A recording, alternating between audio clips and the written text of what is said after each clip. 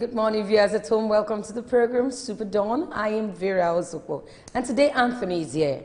Yes. Yeah, good morning, Vera. Good morning, Vera. It's good to be back in the studio on the very Super Dawn, the legendary Super Dawn on Super Screen TV, where we'll talk about life issues, current affairs. Current affairs generally. And want to inform the people well. Well, Super Screen is good at that, giving you as it is. That's why we're here. But today we're going to start with the newspaper review segment. And away from the segment, we want to do it part 2 of what we did last week. Well, we looked at ahead of 2019 elections and we want to look at the preparations and also prospects. We want to look at it. As it approaches the final laps of it, Nigerians are ready to cast their votes. Nigerians are now coming to terms with the choices they will make in these coming elections. And, well, when we start talking, we'll open the phone lines for you to call and make your contributions. But first, let's go on this break. When we come back from the break, well, we'll take some of the stories making the rounds in the newspapers. Let's go on a break.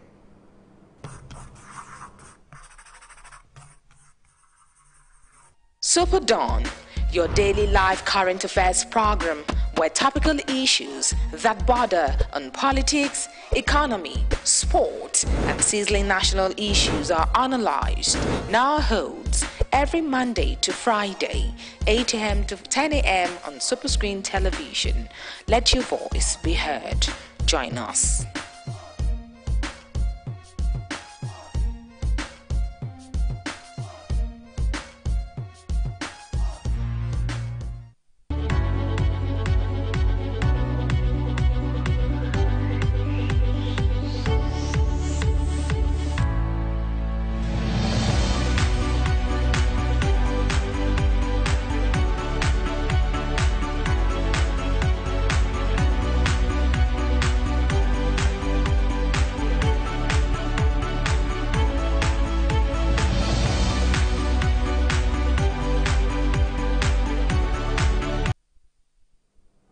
Welcome back. Well, there's a newspaper review segment, and we want to start with the Punch newspaper this morning.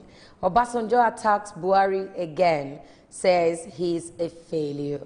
And the writer says, you come in because you know there are challenges, and then giving us an excuse that you have many challenges.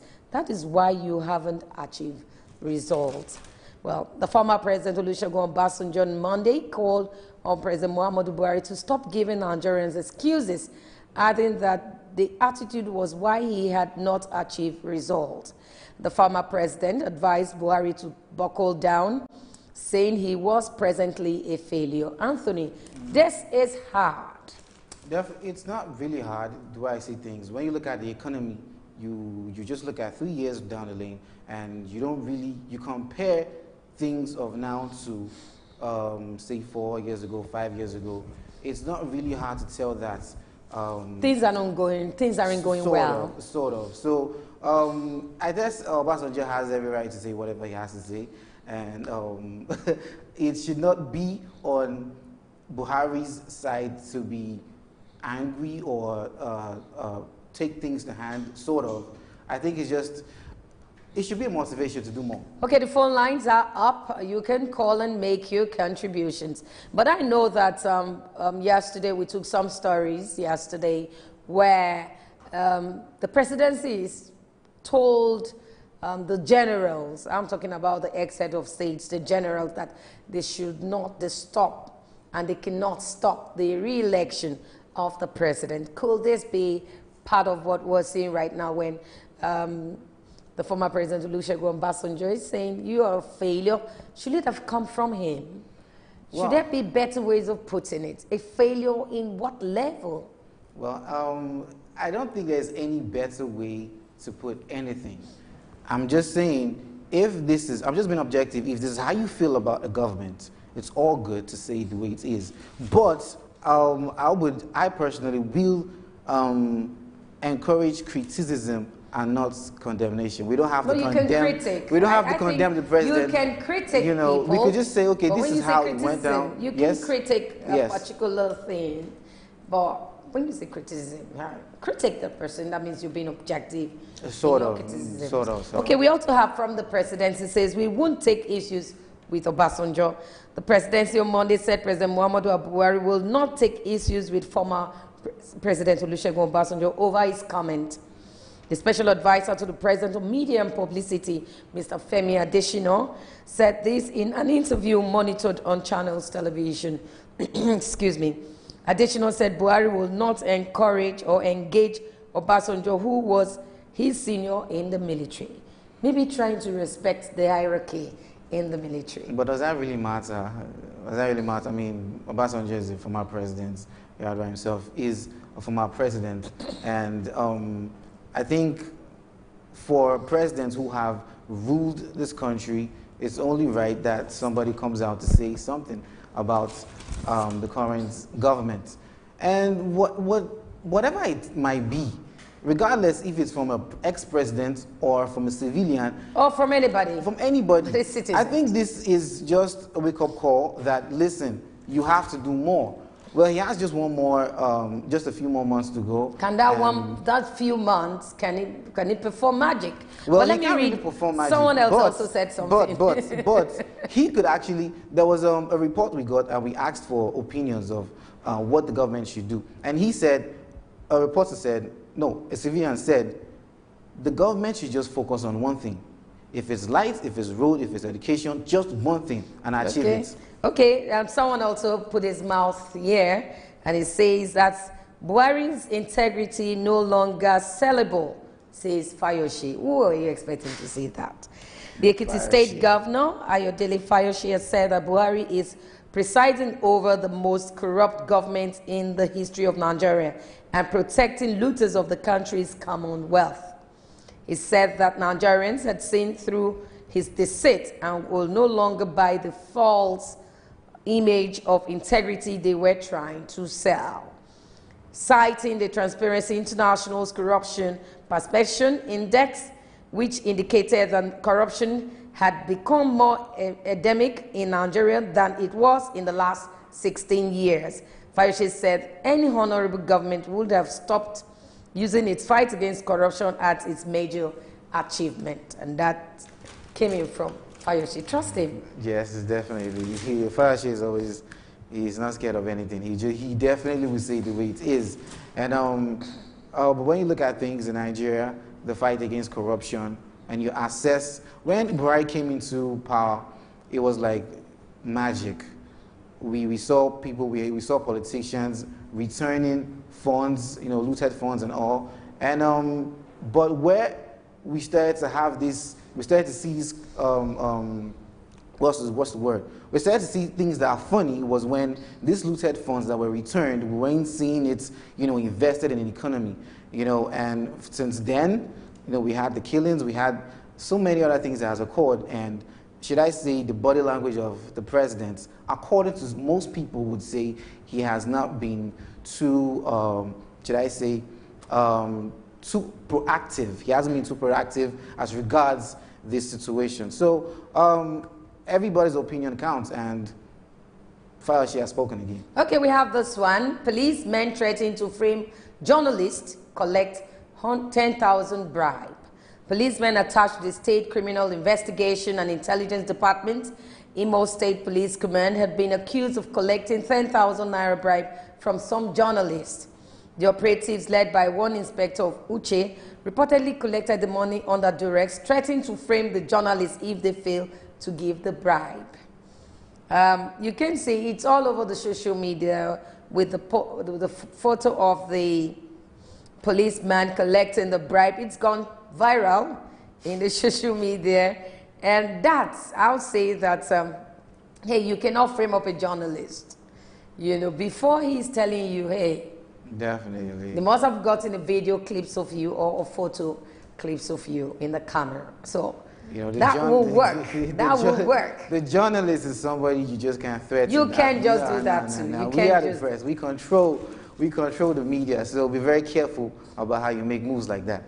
Okay, we have this one. Ambode inaugurates 21 roads pledges to link communities. The Lagos State Governor, Akinwumi Ambode, on Monday inaugurated 21 roads and 2 bridges in Alimosho local government area, with a bridge to open up communities in the state. Good. Now that's a very good one for Nigeria, Lagosians, and the rest. You know, but when I saw the heading of that story, something came to my mind. Additional, the NBA chairman was here in an interview. He said, you can't just put infrastructure ahead of human capital in Nigeria, especially in a country like this. And I thought about it, and I'm thinking to myself, I always think that as regards this, the Lagos government the state government is doing some real good job as regards road infrastructures. And now he comes and say that you cannot just put that ahead of human capital. Now that right there is sort of, that's a man criticizing, sort of.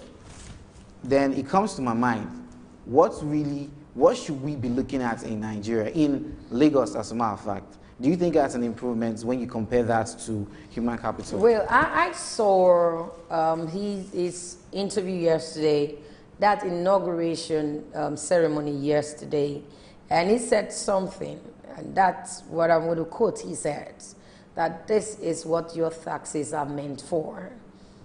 He's saying instead of us to crowd from, if you're going to Abeokuta, instead of you taking the Yanokpaja road, the normal Yanokpaja road and the rest down, I don't know all of those bus stops, you can link it to communities, and that's what's trying to do.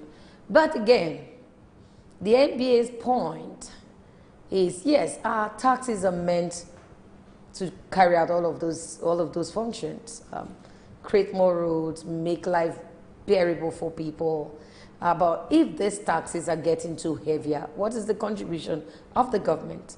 If individuals are funding this through their nose, so what's the money that is accrued, that is accrued to the states? What is it going to be used for? I think they should make taxes a bit affordable. Mild, right? Mild. If you push heavier on the people, you won't get the right results. Definitely. And so make it a bit, it's taxed. And you shouldn't go to 400%. How will people pay, for God's sake? Just like the example of the land use charge. Yeah. How are they going to pay? I'm buying a plot of land for business, commercial use. And I know what is worth at the end of the day, what is going to give me at the end of the day. You can tax me on that. Say 10 years, what that stands for. Not taxing me of, say, 400% of what I know I might not even get in 50 years. True. That will be a bit too heavy for people. But I know Lagos State is doing something good. They can do, we're commending them, but they should also look at the people in the state. We have this one, Buhari mourns ex-Mandela's ex-wife. Winnie dies at 81. That's Winnie Mandela. The ex-wife of the late Nelson Mandela of the South Africa, Winnie Mandela, is dead. In a statement released on Monday by her family, she died after a long illness for which she had been in and out of hospital since the start of the year. This is a sad one, but she's old, and she had made a name. Thank you. She had made a name. That's the most important thing. She had made a mark. It's not really how long you spend on earth. It's about the value that you've been able to impact on these people, on the name and what you left. It's not about what you. So at the end of the day, listen, man. I feel Winnie is a good woman. She's a hero. She did well. So R.I.P. to Winnie. Okay, we have this very sad news. Doctor dies as Lassa fever hits Abia. The Commissioner for Information in Abia State, Mr. John Okiye, has confirmed the outbreak of the deadly Lassa fever at the Federal Medical Center in Umuahia. The news agency of Nigeria reported that Okiye made this disclosure in a statement in Umuahia on Monday, saying that the government and the hospital management had swung into action to check the spread of the disease. Well, we have a caller. Hello, good morning to you. Good morning to you. Yeah, good morning. Yes. Yeah, my name is Friday Joshua. I didn't hear you. Okay. What's your name again? Friday Joshua. Okay, Comrade Joshua. Okay. Yeah, Go ahead. A member of CDHR Committee for Human Rights. Yes, go ahead. Yeah, actually, people are commending Ambode for all his good work. Like my good friend just said now, the one we decided that we should not be deceived. That is the work that you do. He's not spending his money. We appreciate it, but he's not spending his money. Are you getting him? No. I think your phone is a bit too close to your mouth. Comrade Joshua, I guess. Hello?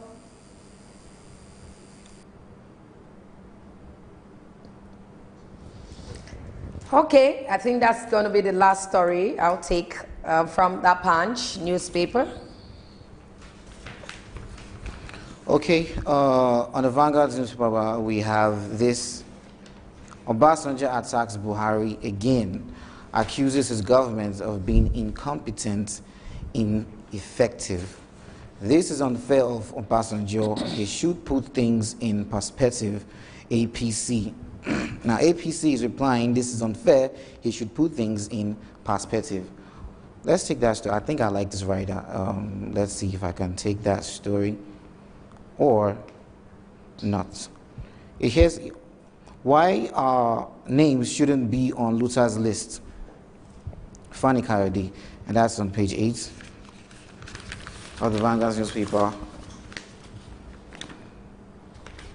1 minute, page 8. There. You know, I think I need glasses.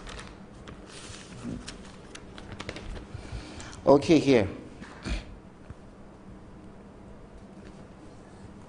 Why our name shouldn't be on Luther's list, and this is coming from Fanny Coyote. It says, immediate past governor of Niger State, Dr. Mauzu Babangida Aliyu, has distanced himself from the latest list of looters released by the federal government and vowed to drag government to court to contest his involvement to a logical conclusion. This is even as former permanent secretary in the Ministry of Power, God knows, Igali, said his name was smuggled into the list, just as former aviation minister Femi Fani Kayode rejected the inclusion of his name in the list, saying it was nonsensical and utterly shameful for the government to include his name.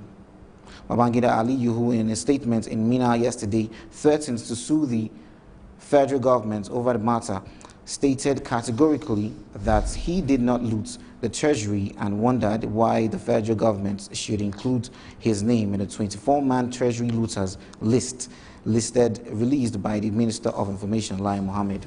Now, this is actually an allegation, but what I feel is they have counter accusations. Yes, you know. yes. Lots of people have come out to say my name is not supposed to be, but I don't know what a lawyer, what a legal practitioner will say, what you need to do. Maybe we'll get some of the answers in the papers this morning. But if your name is not supposed to be there, you can go to court. That's it. And you don't have to be scared to sue the government. Here it says, federal government accuses Benin Republic, Cameroon, of sabotaging local rice productions.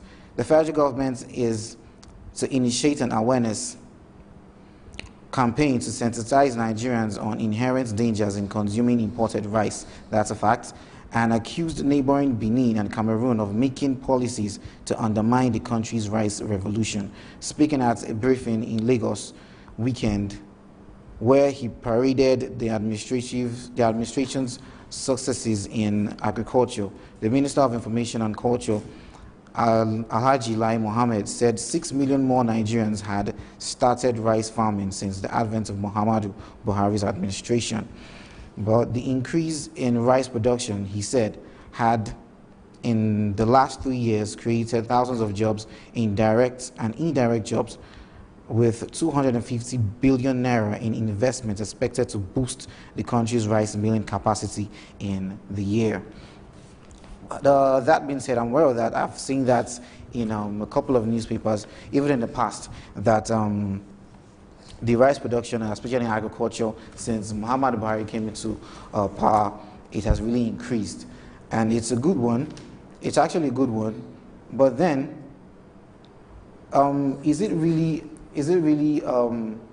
should I say, is it really right for the federal government to accuse Benin Republic and Cameroon of sabotaging the local rice? So I don't know if they're sabotaging local rice production, but I think rice is still expensive. I'm waiting for it to come down.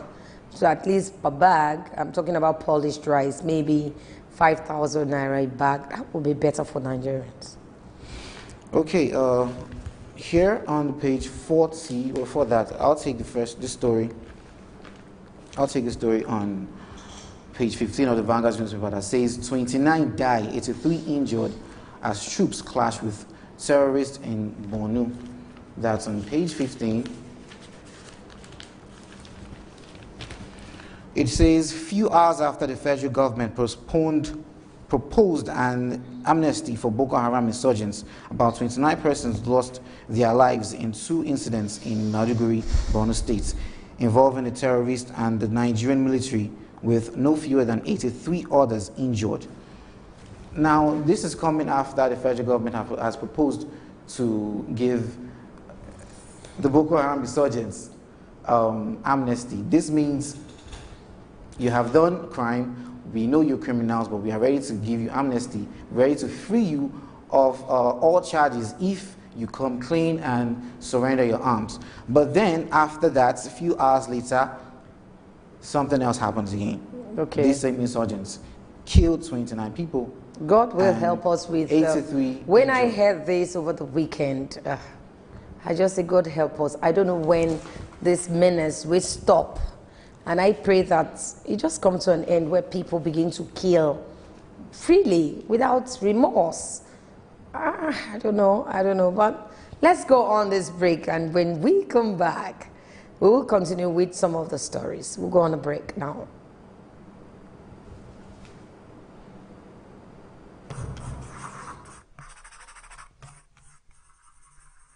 SuperDawn, your daily live current affairs program where topical issues that border on politics, economy, sport, and sizzling national issues are analyzed, now holds every Monday to Friday, 8 a.m. to 10 a.m. on Superscreen television. Let your voice be heard. Join us.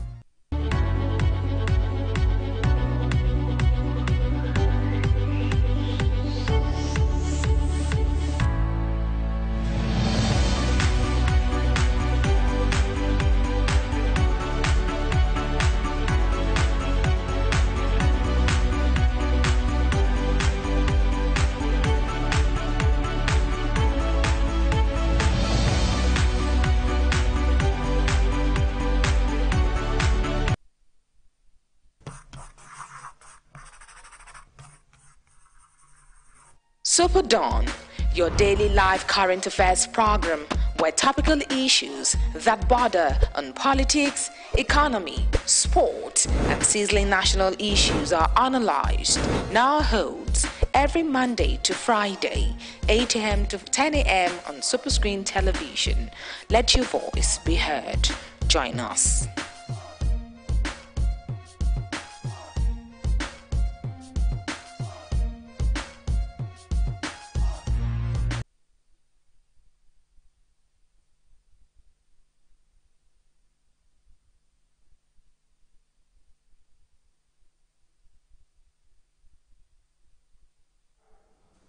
Welcome back. Well, we have, you still have some stories in the Vanguard newspaper this morning? Yes, we have this one. It says, Senator held hostage by irate constituents, freed by soldiers.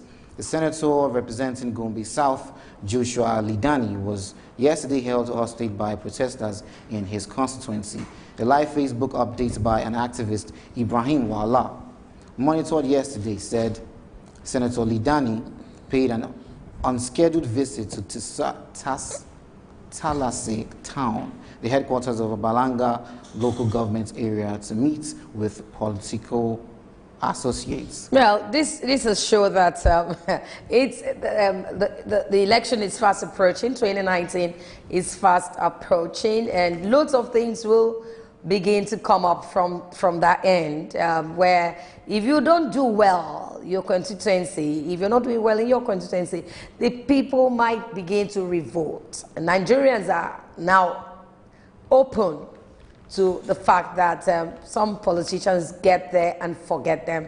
And so they are wise. Even in the villages, people are wiser now. So it's high time you turn from that bad leaf of yours. I'm talking as though I'm preaching. It's high time you begin to do the right thing, because citizenries, Nigerians, are not smiling at all. If they know that you are supposed to help them, or a particular amount is given to you to help them, and you're not using it, they are going to attack you. But I don't call for attack. I call for discussion. Town hall meetings, I think, is better than attacking someone, destroying someone. Yes, you have other stories there. And we have here, Osibanjo reassures of Leah Sharibu's safe return. Okay, Vice President Yemi Osibanjo yesterday in Lagos raised hope that Leah Sharibu, the Christian girl still in the custody of Boko Haram terrorists after release of 105 other students of Government Girls Science and Technical College, Dapchi, Yobe State, abducted by terrorist group, would soon be set free. We thank God. Well, I'm believing this Easter period actually was for that. Lutz, the Nigerian Christian Association, called for prayers, and I hope you did pray for Leah, because she's that girl that stood for what she believes in her faith. I hope, and she's not been released, but I know that God is going to help her out. I know that she will get released. I know that they will be uncomfortable with her, and they will not touch her. They will bring her back home safely. I know God is going to do that for me, honestly. Definitely. I'm very sure about that. But we should all keep praying. We should all keep praying for that girl that stood for what she believes. True. It's not really about a Christian Muslim thing. It's it's not. It's like a Nigerian that is being in captive. He's a Nigerian in captive. That leads to and still understands the principle of abiding into what you believe in and just sticking to it. I think that's a principle that we all need to learn, especially politicians. You say your word and you just go by it. Claim your word, Charles. We pray that she comes alive. Okay, the last story I'll take on the Vanguard newspaper says, crisis hits Ekiti PDP as aspirants senator dump party for SDP. I told you, party defection. Ahead of 20, we're discussing that today. Loads of things will come up. People will be tired and fed up of the party they once cherished, and they will try to look for another one. Choices will be made, definitely.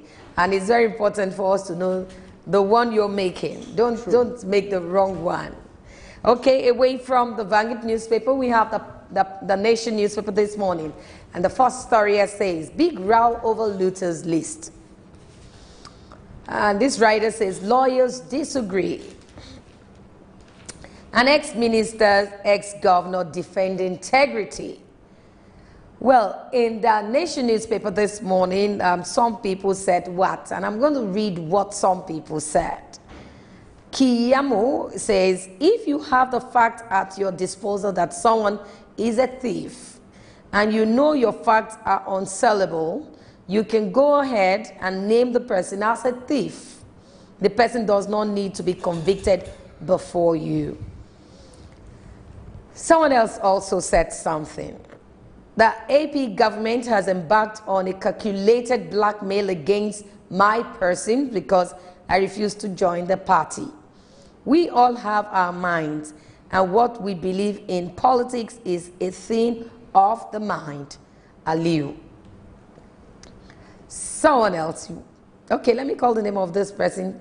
Fanny Kayode says, the money that I received was given to me by the Director of Finance of the Jonathan's campaign organization, before the election in 2015, and it was specifically for the conduct of the presidential election. So if you say I'm corrupt, hey, let me read more on that. A row broke out yesterday over the updated list of the looters released at the weekend by the federal government.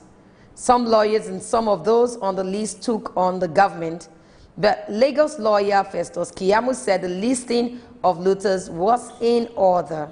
The Minister of Information, Lai Mohammed, issues the list of 28 looters in 2 installments after the People's Democratic Party (PDP) challenged the government to name those who looted the treasury when the party was in power.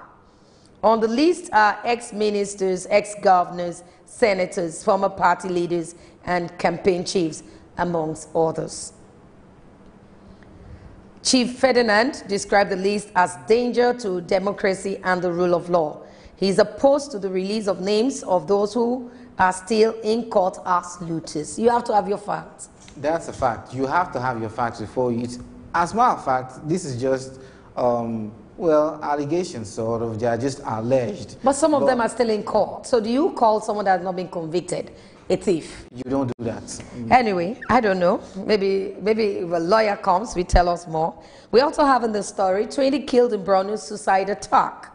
The military yesterday said no fewer than 20 persons, including a soldier, were killed on Sunday night in a battle to ward off a large number of suicide bombers trying to invade Maiduguri, the Borno state capital. About 84 others were injured. I don't know. No, that's really sad. I don't know. That's really sad. Also in the papers, we have this $500 million Abacha loot. Okonjo-Iweala to explain withdrawal. The former Minister of Finance, Ngozi Okonjo-Iweala, is to explain how about $250 million of the $500 million recovered from the family of the late head of state, General Sani Abacha, was withdrawn, and the Nation newspaper learned yesterday. The cash was released to the Office of the National Security Advisor without appropriation. At about $36.155, and that's about 13.15800 billion out of the $250 million was also withdrawn in cash without any purpose on March 2nd, 2015.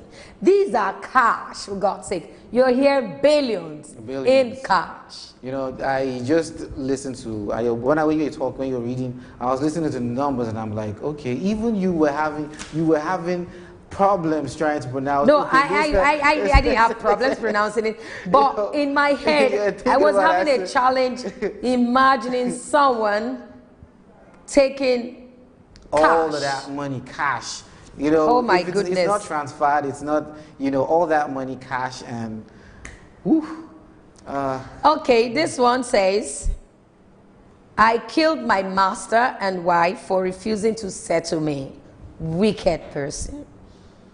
An apprentice, Okoro, has said that he killed his master, Azubike Okoro, and wife, Jansinat, when they were eating.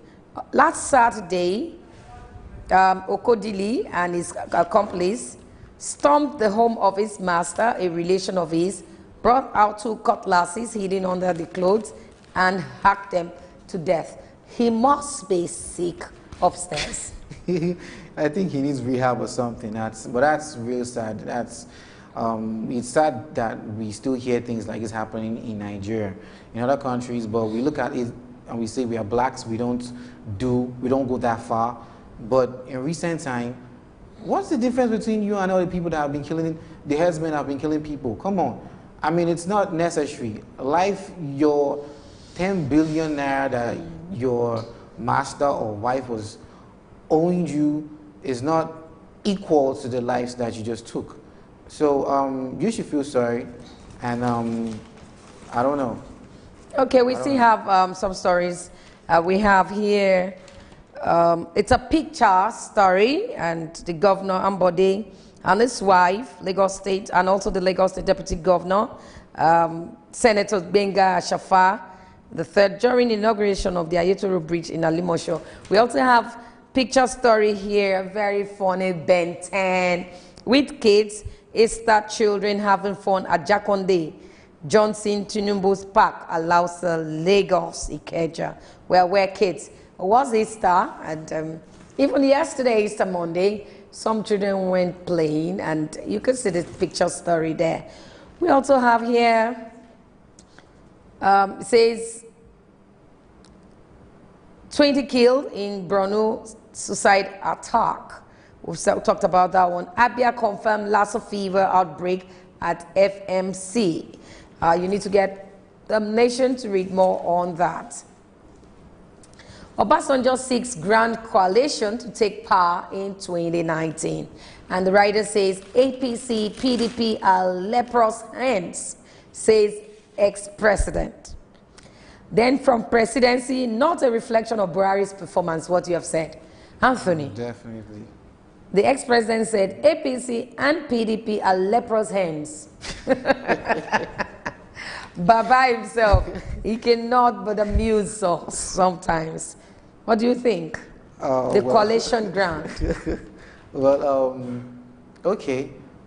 Well, when you think about it, you know, there was a time we treated the topic we're treating today. We asked the question. We said, if the PDP we've had issues in their tenure, and the APC we've had issues, we are actually having issues in this tenure, then where do we run to? You know, then you just tend to look at it and you're confused. You know, so I think the Baba himself, as like you said, you know, he tore his card, his PDP card. Another time. You know, and he's forming this coalition, and I think that it tells. I mean, he's okay. Let me just take this last. Let me just read this story before we take the last story. The former president Olusegun Obasanjo yesterday sustained his attack on President Muhammadu Buhari administration, giving tips to how to get it out of power next year. Obasanjo, who is the arrowhead of the Coalition for Nigeria movement, spoke while meeting two groups, the Young Professional Forums and the New Nigerian 2019 in Abeokuta, in Ogun State. Describing APC and PDP as leprous hands, Obasanjo said the two major political parties cannot take Nigeria to an individual height. Obasanjo added that for the task of wrestling power to succeed in 2019, all hands must be on deck. Definitely. Well, that's Obasanjo. That's the story I can take for the Nation newspaper. Okay, on the Daily Trust newspaper, we have here a couple of stories which we've taken before. South Africa's Winnie Madikizela Mandela dies at 81. Obasanjo to Buhari, you are running a failed government. And this story is similar to one of the ones that we took.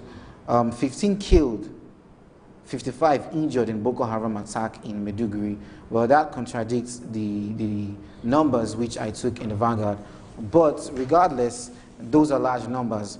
Those are large numbers. I think there it says 28 killed. Here it says 15 killed. Regardless, but let me take the story. Reps Committee indicts Malami on Mania's recall. A House of Representatives ad hoc committee has indicted the Attorney General of the Federation and Minister of Justice Abubakar Malami for his role in the reinstatement of Abdul Rashid Maina, who was dismissed from service over pension fund fraud. Maina, former chairman of the Pension Reform Tax Team, PRTT, was dismissed in 2013 and subsequently declared wanted by the Economic and Financial Crimes Commission when he failed to appear for questioning. That continues in page number 5. But of course, this is kind of like a controversial issue. Federal government to launch Eat Nigeria Rice campaign. The federal government has said it will soon embark on a nationwide campaign to sensitize Nigerians to support its rice revolution efforts by consuming local produced rice. The Minister of Information and Culture, Lai Mohammed, who said this in Lagos, asserted that the 100 billion naira spent on the Anchor Boras program, which was launched on November 17, 2015, had brought about exponential growth in local rice production, and Nigerians needed to develop high taste and the consumption of the rice so produced. Yes, we need to support ourselves. And I mean, we are Nigerians and we only need to support. We need to patronize ourselves. We need to patronize local rice. Yes. Okay. Here it says, Army extends operation in Taraba by 2 months. The Nigerian Army yesterday said it has extended exercise Ayem Akpatuma by 2 months in Taraba State. A statement by the Director of Army Public Relations, Brigadier General Texas Chukwu, said the extension was to facilitate efforts at ridding the state of militants and other criminal elements. Okay. And that's yeah, it's a good one. That's the last story? Not the last story, but I think that's a good one. You know, somehow, some way, we have to like drive away militants that if they cause havoc in the society. Police confirms arrest of Milaye's accusers and others. Yeah, they've been rearrested. That's Dino Milaye's accusers. They've been rearrested. You know, they jump bail or jump. They went missing at the point under police custody. They escaped last week, but right now they've rearranged them. And that's a good one. Mother of 5 delivered of triplets in Kwara State. Mother of 5 delivers triplets. I mean, she has got 8. She's got 8. Oh my God. Government, the state government should please help this woman. 8. Even to take care of one person these days is like God's grace. 8 kids. It's a blessing, and I know that lots of Nigerians will help her out. That's what we can take on that paper this morning, the Daily Trust. Daily Trust this morning. We will go on this break. Remember that we're looking ahead of 2019 election. We want to look at prospects and also looking at how prepared are we, especially coming election 19. We just left the 2015 election, and now this is becoming different with what we are seeing on ground, where people felt, hey, we're not satisfied, where people felt INEC didn't do well. From some other quarters, they said INEC tried in the 2015 election. So we're going to be looking at the card reader. We're going to be looking at INEC preparedness. We're going to be looking at the citizenry readiness to vote in the 2019 election. Let's go on this break. When we come back, we will be with our guest.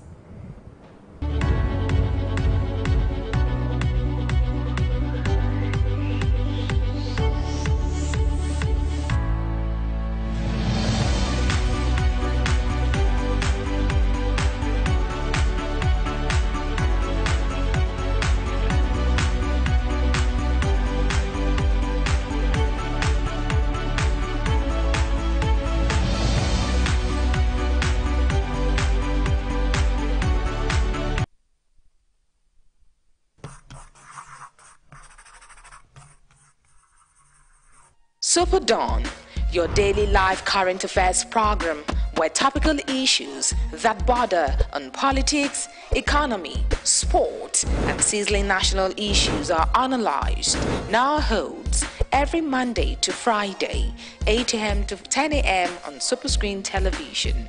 Let your voice be heard. Join us.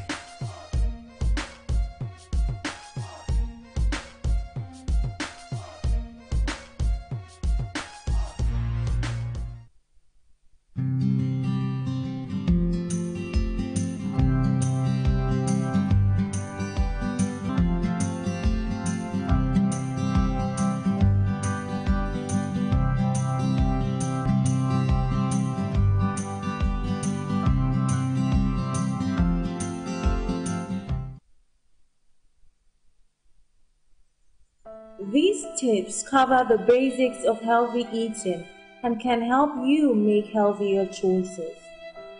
The key to a healthy diet is to eat the right amount of calories for how active you are, so that you balance the energy you consume with the energy you use.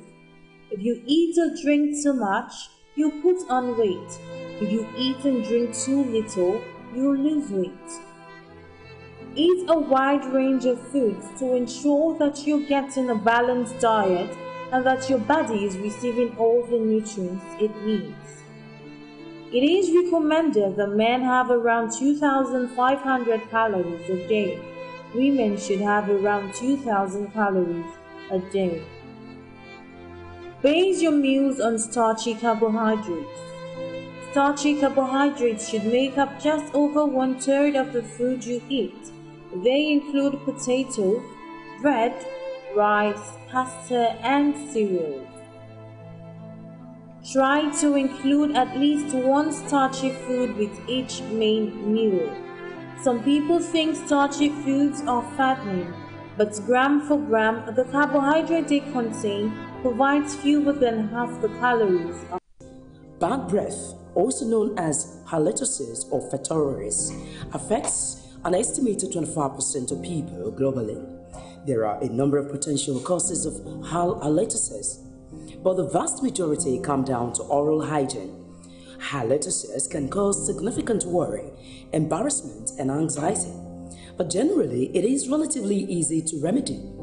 The most common cause of halitosis is bad oral hygiene. If particles of food are left in the mouth, they break down by bacteria producing sulfur compounds, and there are a number of common causes of bad breath, which include smoking, tooth decay, and alcohol consumption. Bad breath in children is often due to a trapped item in the nasal cavity. Bad breath is a common problem that can cause significant psychological distress. There are a number of potential causes and treatments of halitosis, which is the third most common reason that people seek dental care after tooth decay and gum disease. The specific odor of breath varies depending on the cause of the problem. It is best to ask a close friend or relative to gauge your mouth odor, as it is very difficult to access it yourself. If no one is at hand, one way of checking the odor is to lick your wrist, leave it to dry, and then smell it. If it smells bad, there is a strong chance your breath also smells bad. Some individuals are concerned about their breath even though they may have little or no mouth odor. This condition is called halitophobia and can lead to obsessive mouth cleansing behavior. Major potential causes of bad breath include tobacco products causing their own types of mouth odor, breakdown of food particles stuck in the teeth. Some foods such as onions and garlic can also cause bad breath after they are digested. Their breakdown products are carried in the blood to the lungs where they can affect the breath. Dry mouth is another cause, as saliva naturally cleans the mouth. If the mouth is naturally dry, but due to a specific disease such as xerostomia, odors can build up. Dental hygiene, which requires brushing and flossing, ensure the removal of small particles of food that can build up and slowly break down, producing odor. A form of bacteria called plaque builds up if brushing is not regular. This plaque can irritate the gums and cause pockets to build up between the teeth and gums called periodontitis. Crash diets, which is fasting and low carbohydrate eating programs, can produce halitosis. This is due to the breakdown of fats producing chemicals called ketones.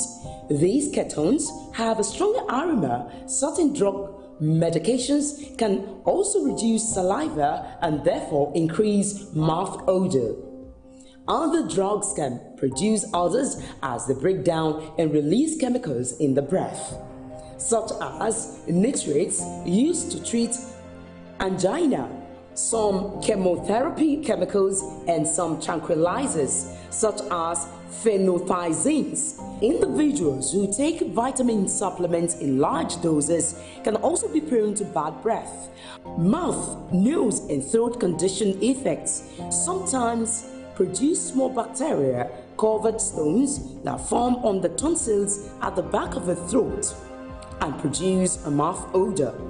Also, infections or inflammations in the nose, throat, or sinuses can cause halitosis, which is bad breath, especially in children. It can be caused if they have a foreign body lodged in their nasal cavity. Some cancers.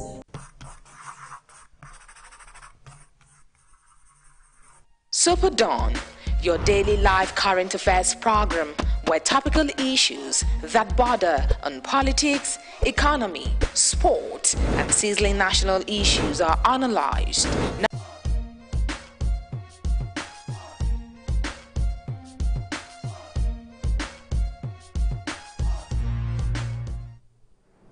Welcome back. We want to look ahead at 2019 elections, looking at prospects and also looking seriously looking at the citizenry. How prepared are we really in this election? The 2019 general elections coming up seems to me that it's looking as though Nigerians are really ready. But some people have said in some quarters that, are we truly ready? They don't think that we are ready. Are Nigerians really prepared for these elections? We're going to look at the elections, look at how prepared are we from INEC angle, from the people's angle, from the government angle. Well, with us this morning, we have our guest, Ladipo Johnson, is a legal practitioner. Good morning to you. Good morning. Thanks for having me. Good morning to you, sir. In this 2019 election, it looks to me is a bit complex, where people are trying to look at an individual to vote for. And also some people are looking at the parties to fall into, because right now we hear stories of different coalition coming from one angle, other parties trying to get the citizens to vote for them in the coming election. And also other individuals trying to stand alone saying, hey, we can do it alone in Nigeria. Do you think Nigerians are prepared? Well, I've been involved in many elections, and at the end of the day, you're never fully prepared. But what I'll say is Nigerians are prepared, if you understand. You have things going on in both major parties, the APC and the PDP, and you also have, as you say, there's some smaller parties coming up. You have the coalition, you have the NIM. These groups are talking or trying to appeal to those who would not normally be involved in politics. And I know for certain that the registration, online registration going on is really, really heavy. The NIN is doing very well. The coalition, I think, started by President Obasanjo, has way over 3-point-something million registered members now. Have they started registering? Oh yes, there are online platforms. I know that online platforms are on, and some people are trying to get the right parties to vote for right now as we speak. People are looking for individuals that will not be said to be in a party that is being controlled by some godfatherism and the rest of it. The election is fast approaching, and I think Nigerians should begin to see themselves as part of a country like this, where your vote counts. In the last election we had, I was opportune, especially to go around Lagos, in Lagos. I was also opportuned to be outside Lagos to see how people are preparing for these elections. But now in 2019, it's just around the bend. Nigerians are looking. Some people are saying, hey, these are the same thing, the same set of people. Sure. Barrister, do you think we're expecting the same set of people?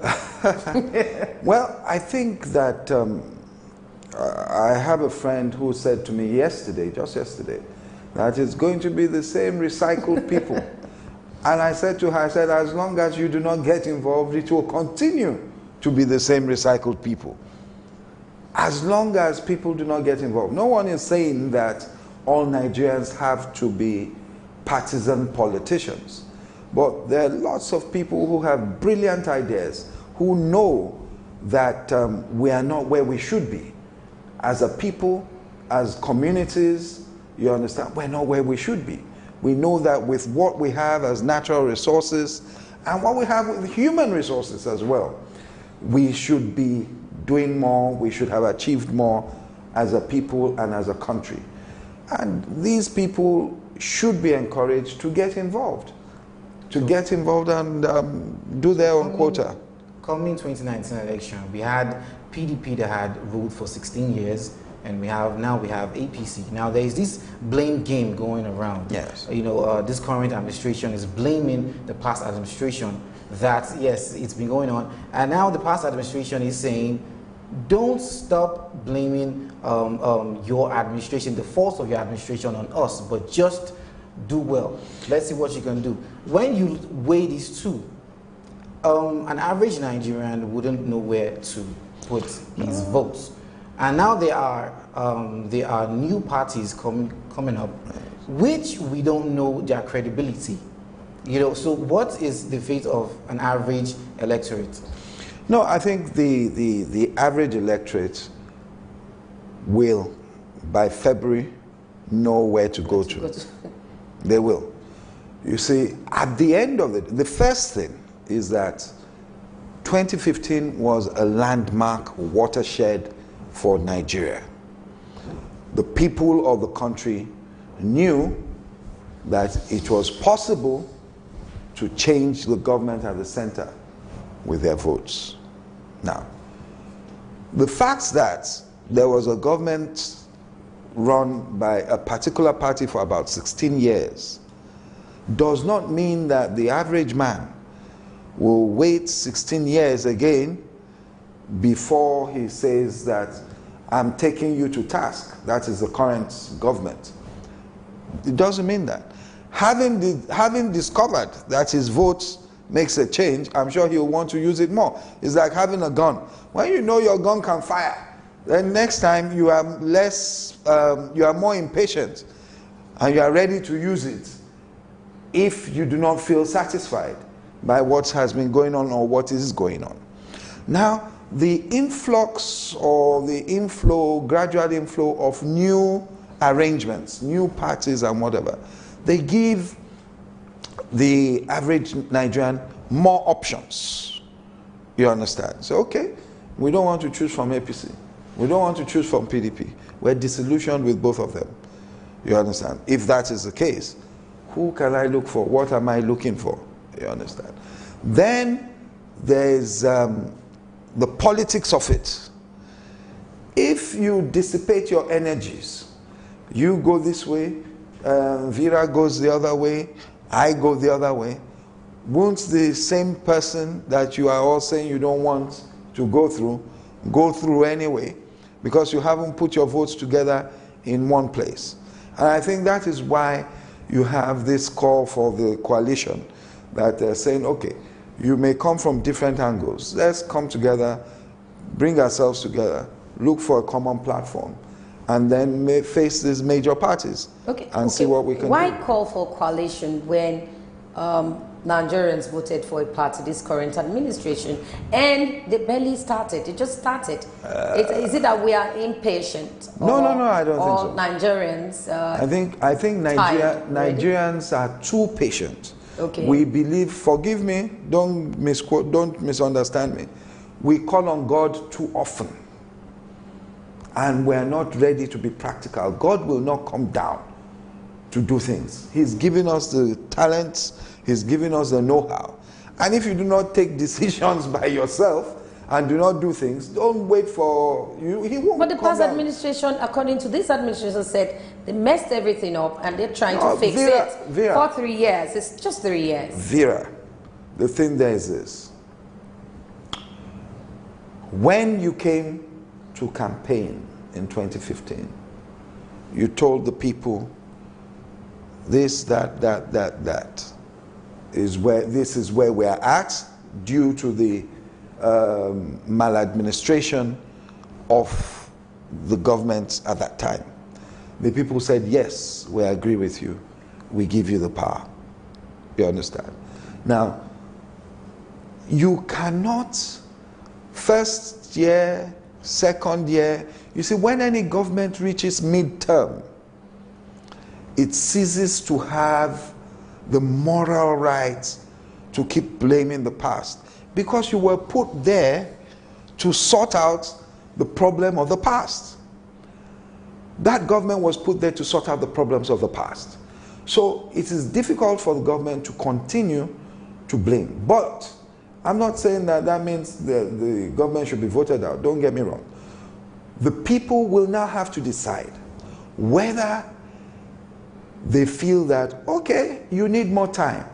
We have seen your body language, we have seen you, and we think you're going in the right direction. You see, the right direction is key. Results may not be achievable within a short time. But if people feel that they are not heading in the right direction, then instead of sending, to use an economic term, instead of sending good money after bad, they say you scrap your business, you start rebuilding it. Okay, so is this about the individual or the party itself? It's about a bit of everything. You understand? It's about a bit of everything. The party, the people in the party, what the party stands for or what the parties stand for, and the individuals that are coming out and that are the flag bearers of the party or of the parties at various levels. People will look at both. Some people will tell you, as for instance, in those days, some people will say to you that, sorry, let me speak Yoruba, Party Awolowo la nse. You understand? They don't want to know if it is a dog, an incompetent person that is standing for that party. They just say that is the party. That they trust the leadership of that party, even if they have brought in someone who doesn't have what it takes to deliver the goods. They say it's our party. But more and more, and I pray Nigeria moves towards that, you understand, development. Okay, looking at what happened in 2015, yes, you know, looking at INEC performance in 2015, what would you say? I think they did well. They did well. Unfortunately for us, we're in a climb where once you lose out, you say that the umpire was biased. You understand? That's always the situation in Nigeria. But they did well. We will know how prepared INEC is as we approach the Ekiti and Osun elections. Then we will know how prepared INEC is. But I pray... Why do you say that? No, because those elections are coming in the next few months. Okay. Ekiti gubernatorial will come in, Osun gubernatorial will come in, before the national elections will come in February. So that gives you, you understand, a bit, yes, to how INEC is progressing, whether there'll be, we'll see an improved and less biased. I don't want to use the word unbiased. Yes. Nigerians will say, what nonsense is this man talking? Every Nigerian is biased, as I say. And I keep saying it. You see, talking about INEC, overseas, under the American system, the electoral body has, what do you call them, nominations or nominees from both the Republican and Democrat Party. They don't fool themselves. Everyone, even a judge, has his or her own biases. You understand? You are either conservative or, to use what Babangida said, a little to the left or a little to the right. You have where you're coming from. You understand? But you try to operate within the confines of the law and try not to be biased. You understand? But we should look at our electoral act. You understand? Well, look at it.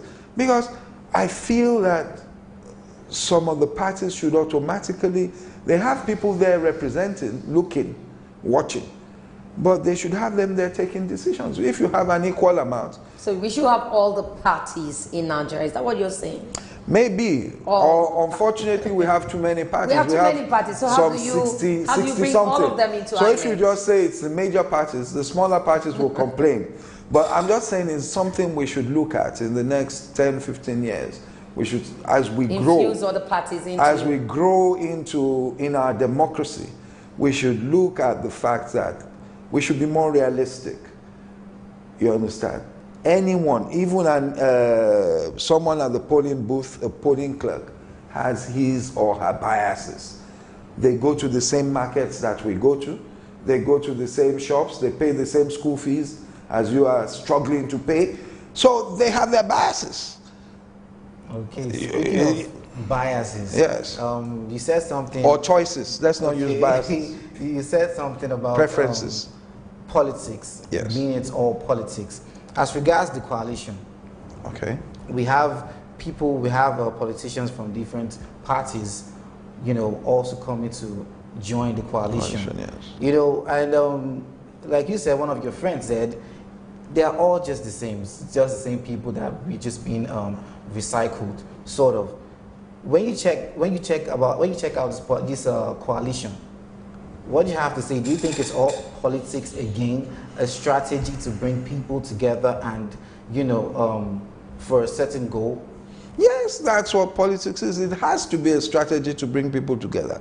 When someone like Obasanjo or Olisa Agbakoba, you understand, Donald Duke, Professor Patutomi, the name, the coalition, when they say, oh, come Nigerians, please register online, come and register, we must have a say. It's all a way to bring people together. Maybe some of them feel that those who are established in both the APC and the PDP are not good enough, or are not. Could it be that their interest is not taken? You know, they don't. Whatever it is. That's why they are bringing this coalition together. Vera, whatever it is, there's nothing wrong with you feeling that your interest is not taken somewhere. There's nothing. That is what politics is. It's about interest. Is it about an individual or the people? It's about the people. Hang on. The people. Hang on. But Vera, before you become the people, you as an individual will whisper to me that, Mr. Johnson, I don't think things are fine. I say, I'm on the same page with you. We are becoming us. We whisper to him.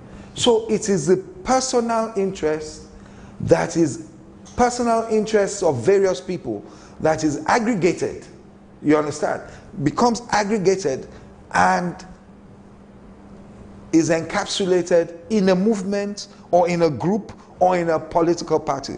And then you now say to the people, wider, the people, the country, the community, your local government, your constituency, your senatorial district, whatever it is, that look, we have come together. This man is our flag bearer. This woman is our flag bearer. We believe in so. We believe in free education. We believe in higher taxes. We believe in land use charge. We believe in this. We believe in that. And you take that to the people. Okay. And the people say, okay, for the next 4 years, we think we'll go with you. You see, the system is such in established democracies. You see an English old housewife. She says to you, oh, how are you, sir? I voted for you last time. I'm not voting for you this time. They'll tell you to your face.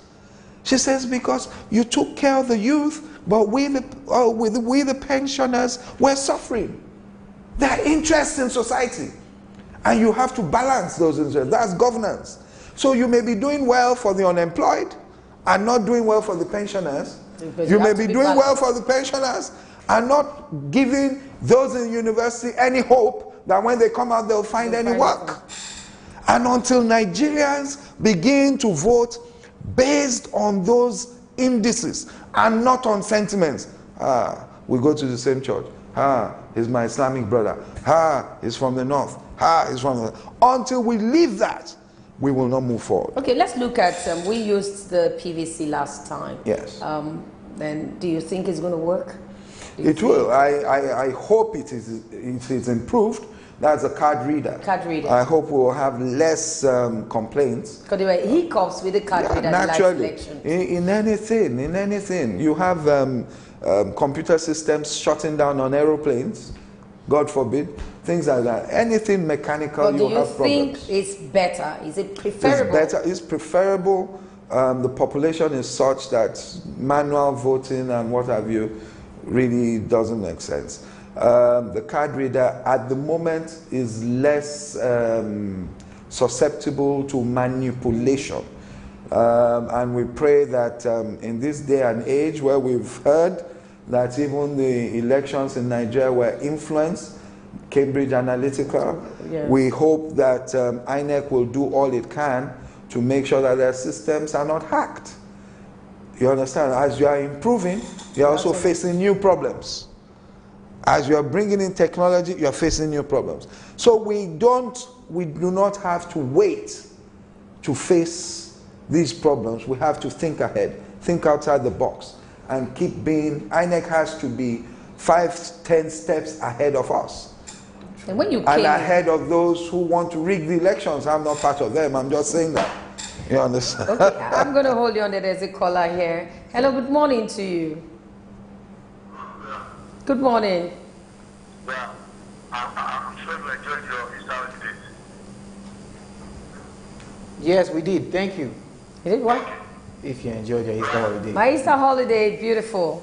Thank you. Very well. Yeah. Now, we are talking about 2018 elections. 19.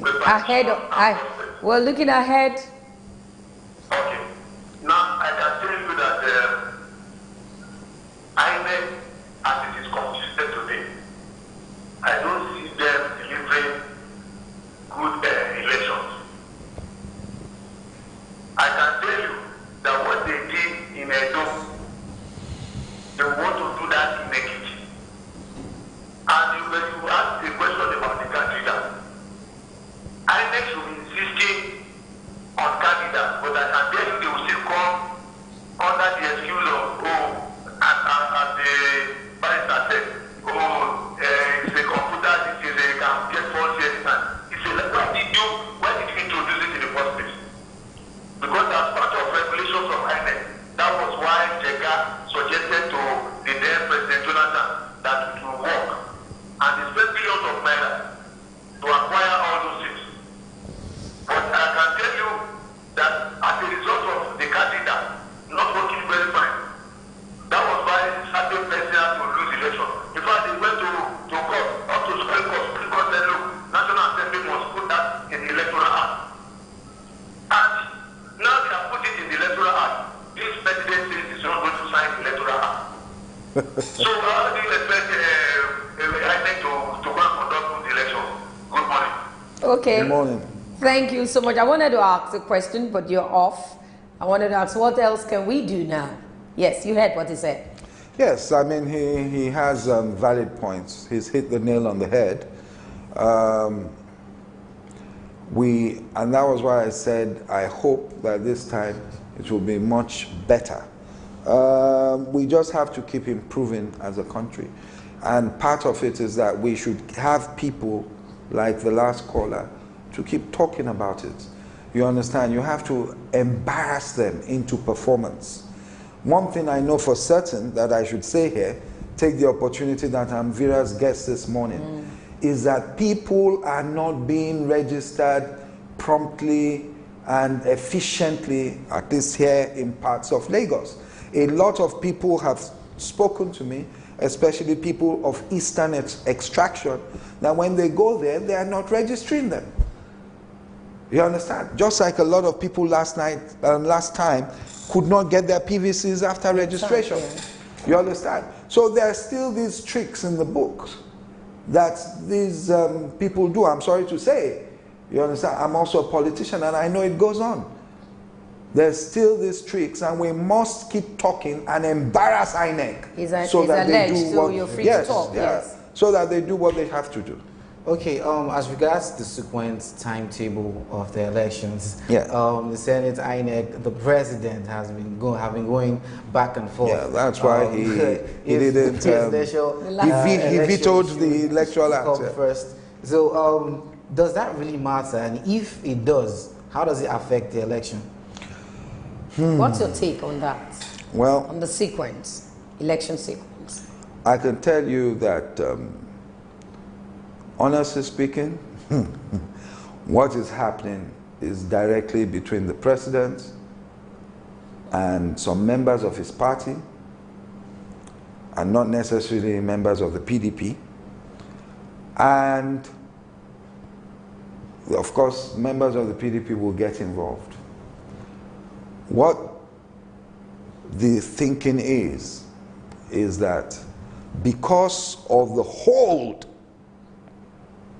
of the party and the presidency on individuals regarding how they can get their, what do you call it, their nominations back to be candidates, it has to be clear that some of them may support a sitting president. No, I'll come back to you because I want governor. to understand what your lines are. Yeah. I'll come back to you, but there's a caller now. Hello, good morning to you. Good morning to you.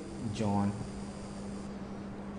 Okay, John, you just try us. Okay, yes. You understand? So they, the thinking is that, look, if you're, is your caller Hello, back? good morning to you.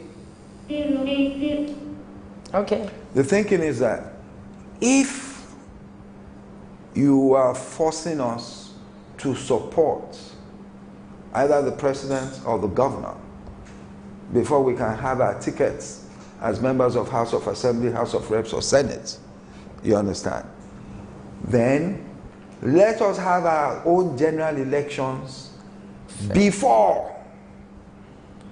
When we vote this week for Assembly, whatever, you can now. and Senate or whatever, then let's come and face the presidency. If we really support you, we vote for you and we tell our people to vote for you. If we don't, we go the other way. But you who are contesting presidency, look for your own money for delegates and for agents on election day. Look for your own. Let me you hold understand you what there I'm saying? because I really want to get that right and also get to know from the legal aspect. We want to look at also the law. Yes. Good morning to you. Good morning to you. Go ahead.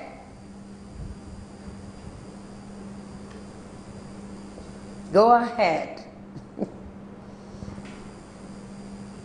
Good morning. Okay. Yeah. So basically, Vera, all that is happening, apart from other things in the Electoral Act, like the last caller spoke about and what have you, that aspect is the aspect everyone is looking at. That says that the presidential elections should stand alone. You understand? And should come after the others, so that there will be no bandwagon effect. Now, this is the president now.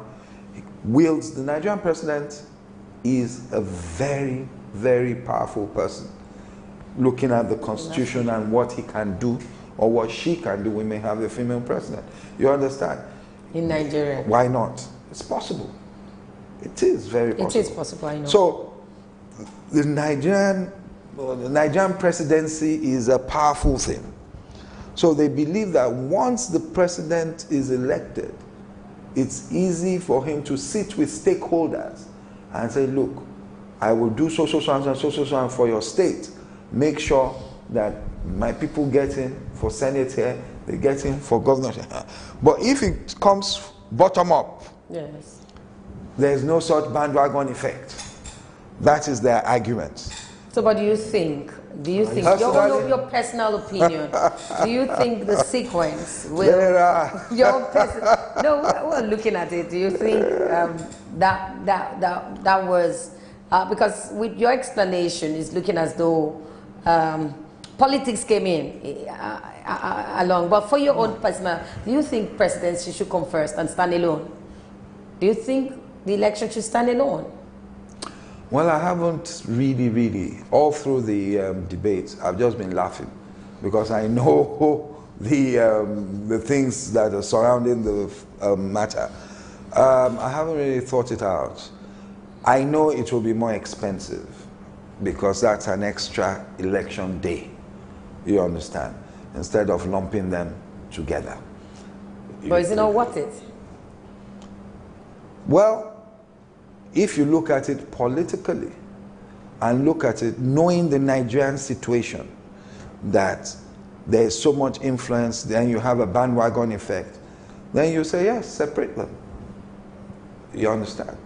But if you look at it economically, they should all even go on the same day.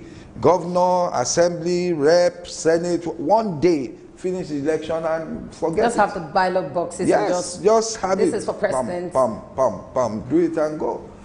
You understand? And it's the same logistical whatever. But INEC in its wisdom over the years has tried to separate. But there was a time, I believe, where the presidency stood alone. Yes. And that's what those who are calling for it, I said, let it stand alone. You understand? If you are going to, I'll tell you the thinking of some people, if you are going to railroad, I'm not saying they're railroading, but if you're going to railroad a sitting president to become the flag bearer of the party, then do not railroad us into supporting him at the general election. Okay, let's look at the individual now, yeah. Nigerians right now, the citizenry right now. What do you think we need to begin to look at for? Because some people want to become the president, definitely, but maybe doesn't have financial muscles to do that. What do you think? How do we identify a person that truly loves Nigeria, a person that truly wants to take Nigeria from this level to the other level? How do we do it? Vera, how do you identify someone who would be a nice boyfriend, who would be a good husband? You understand? It's the same process. Some, you may have seen them, you may have seen their track records doing other things. You understand? You are in close proximity or from afar. I say, okay, I think this person, I'm willing to, forgive me, get into bed with this person for the next 4 years. I'm willing to let this person decide the future of my children for the next 4 years. Some people, you see them, and you haven't seen them long enough. As we were saying before, you say it's been 3 years. So why would you want to change your boyfriend? You understand? Be patient. Now, some will say, stay in the relationship, be patient. Some will say, if he has been punching you, has been beating, don't wait 1 day extra. Jump up and leave the relationship. Go and start again. You understand? These are the decisions. But the most important thing for me with the people of Nigeria is that we should not be sentimental. It is about what pays you. When I say it is about what pays the individual, it is not that 2,500 or 5,000 naira for one pot of soup on that election day. You know, we've been trying to educate people. It's not the Ankara, it's not the, in fact, anyone. Salt. Salt, yes. Anyone that comes to give you money, immediately you should know that that person has turned it into a business. And when he gets into government, naturally, you forfeited your 4 years. It's as simple as that. So it's a downside for those that don't have track record. Well, that's one. There are cases where you say, this person, hang on, this person has no track record. This person has no experience. And then you find a whole population say, that is the person we're voting for. We need something fresh. We don't even want to know where he's coming from. You understand? It happens. If not, a Barack Obama, first-time senator, not known, would not defeat a Hillary Clinton in the primaries. It's not possible. But people people just wanted that change. If you go into Austria, you see a young man. Look at Macron in France. How old is he? 30-something or so. Same thing. You understand? The young man in Canada, same thing. The population just felt We're tired of all these established places. Let's even try something new. But we were tired with PDP. We brought in APC. Where are we? Yes, if you are... You're sounding as though we are tired again. As I said, some people are tired. Some people are not. Some people will say, well, we just started. Some people will say, what I've been through economically, you understand, I cannot wait. I cannot risk another 4 years. Some people, now, you say I'm going political, forgive me. I've been balancing it, you understand. But for me, personally, if you're asking me personally, I said it before, I like President Buhari, but I'm not willing to entrust the next 4 years and my daughter's next 20 years into his building the foundation for her for 4 years. I've seen enough. Why? Personally, I've seen enough. No, why personally? Personally, why can't you entrust?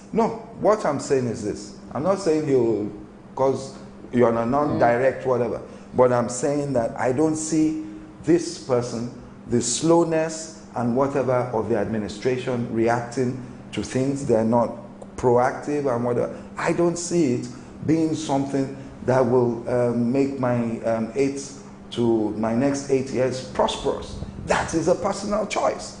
And I say it because I've said it everywhere, and they know, and I'm a member of the APC.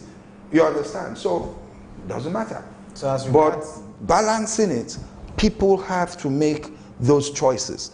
I have a friend, he was, Ladibo, I said, Kosija, there's no fight. If you are happy with the state of the economy, continue. If you are not happy, like I am not, I'll look for something else. That is democracy. What I don't understand is why we always fight each other. There's nothing wrong. You see people overseas, the wife is standing in line, the husband is saying, well, I'm voting Trump. The wife says, I don't know what he's thinking, I'm voting Hillary. And they didn't fight. So that is what it should be like. That is democracy. Okay, as regards defection, yes. I want to ask the question if it's about the party or the individual, because it seems to me, it sort of seems like politicians are defecting because they believe in that party, because they believe in that party is going to rise to power, sort of, well, different reasons as the case may be. But how does this affect you as a person? You believe in that politician and in that party, and now he has defected to another party you don't believe in, and you still believe in that person. Yes, now, how does that affect? These are the choices the electorates have to make. You understand? One, I like this man. Two, he's going to join my so-called sworn enemies. Do I still support him if he's there? Or the fact that he has joined my sworn enemies, will that make him less of who he is? You understand? It is all these are the things that make it interesting. It is all the sad. Yes, it's interesting. Politics is interesting. The sad thing is that you or Vera or the populace cannot say to me today that APC is a party that believes in this, that. PDP is a party that believes in... We don't play ideological politics in Nigeria anymore. You said there's no ideology. I am saying that you don't... If I ask you, Vera, no, okay, you are the hostess. You are the host now. I should be asking you a question. I'm asking you now. I should be asking you a question, yes. Give me the main planks of what PDP stands for and what APC stands for. Just let me just go straight to APC. Yeah. APC came and said they are going to fight corruption. Yes. And when they came in, we begin to see the fight where people begin to see people sunk money somewhere. Hang on. We begin to see the fight. I agree with you halfway. Yes. Did PDP fight corruption? They did. Fantastic. They both fight in a different way. Good. Now, who laid the foundations? We were not catching people. Hang on. Who laid the foundations, the structures to fight corruption? It was Obasanjo's time. You had the EFCC come up. Yeah, the ICPC. Fantastic. So they laid the whatever. Now, if it wasn't performing properly or started to perform weakly, and this party is now doing it, fantastic. We need to wrap up now. But looking at I'm just showing you an example. Looking at all of this, what do you think we need to do now? I'm talking about the electorate. What do you think the parties need to do now? And the coalition people, what do you think everybody needs to do now ahead of 2019 election? Well, I'll start with the coalition. The coalition, if they're going to fly or make any sense, must come out with people. First, they must build a platform, become a proper party that the people will see mean business and want to transform. Okay, Jonathan used that word, transformation agenda. I don't want to use change, I don't want to use transform. I want to present the people with a viable alternative and option for good governance, you understand, in the country. If you are coming in afresh, you have to show that seriousness. They have to see it in you. Right? INEC, we know what we're asking them to do. But the people, we the people, is the most important.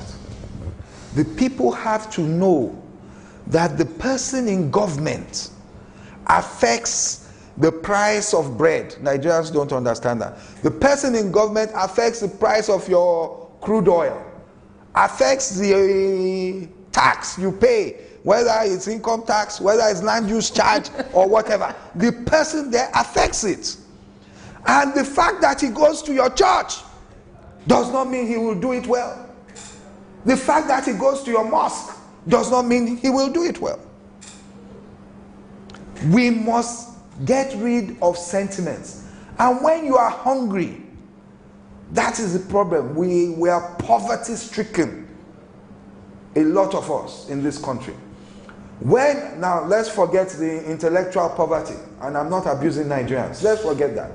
When we are hungry, I always tell people that when I'm hungry, before I accept anything from anyone, I'll know that the person that is giving me that 5,000 naira is the person causing my hunger. So even if you are going to take that 5,000 naira, go and make sure you vote against that person. But the first thing is make sure that you are registered to vote. If some individual INEC officials in your local government area are not giving you the opportunity to register, shout out about it.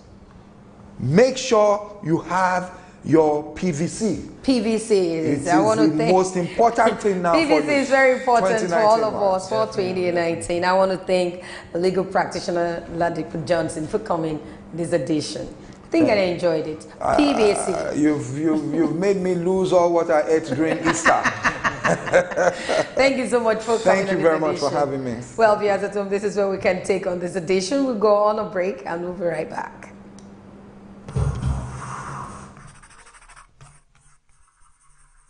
SuperDawn, your daily live current affairs program where topical issues that border on politics, economy, sport, and sizzling national issues are analyzed, now holds every Monday to Friday, 8 a.m. to 10 a.m. on Superscreen television. Let your voice be heard. Join us.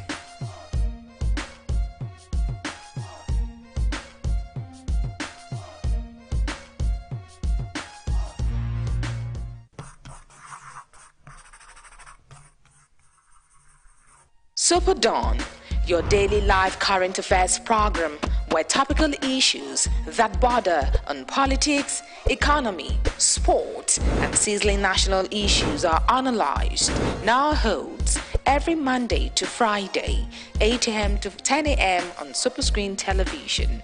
Let your voice be heard. Join us.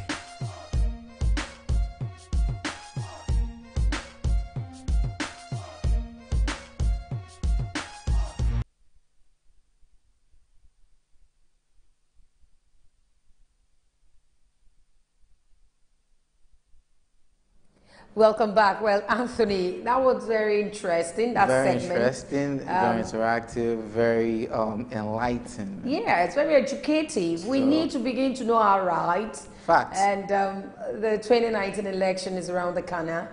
And if you have not gotten your PVC, please do so. It's a time to prove you love your party or a time to say, hey, I'm tired of my party, I need another party. This is just the right time. But you cannot do that sitting at the comfort of your sitting room without going to vote. True. Lots of people don't go out to vote. Facts. People don't really go out to vote, and at the end of the day, we complain that that person in power is doing this and doing that. The truth is, whoever is there, whoever is on power, on seat, is going to determine for the next 4 years how you probably eat, how much goes into your accounts at the end of the month. If businesses are striving, everything, he determines everything. So be very objective, and this is like a very, this is a task, it's an examination for Nigerians. We have to sit down and read, study the person or whatever candidate party you're going for, and make sure your vote counts. That is getting your PVC and going out there to vote. I wanted to say we forgot something. We have to pray, because at times you vote for an individual, when they get there, there's just something wrong about that place. I don't know. True. When they get there, they change. You There's vote a kind for of a councillor, he gets manipulative, there, he becomes something else. You vote for a local government chairman, and so you vote for, you know, National Assembly person, someone representing your constituency. You don't get the House of Reps, you don't really get to see why they're voted and in you for. get confused. But I think as an individual Nigerians, we should begin to think of others. You know, think about people around you. If you're opportune to lead, you should lead right. Think about those people around you. Think about your children's future, because if you just max well to yourself, leaving out people, they will come and rob your children. So we need to educate everybody around us. The 2019 election is very critical to the nation. It's critical to me. Yes, because I'm going to vote. And me. I'm going to vote, and my vote must count. But that's all about that for today on this show. From you. From me, have a good Tuesday. We just got back from Easter, though we were both busy. But of course, we're still in the Easter period. Make sure you have a good time, a good week, a good working week. I am Anthony Osaigovo. Well, I know that you enjoyed your Easter break, and we did make that interesting for you, Super Screen Television. Well, this is another week. It's a working week, and we want you to work well and put in mind that it is important. The future of this great country, Nigeria, lies in your hands. Don't forget, go get your voter's card. It's very important. I am Vera Super. I'll see you tomorrow.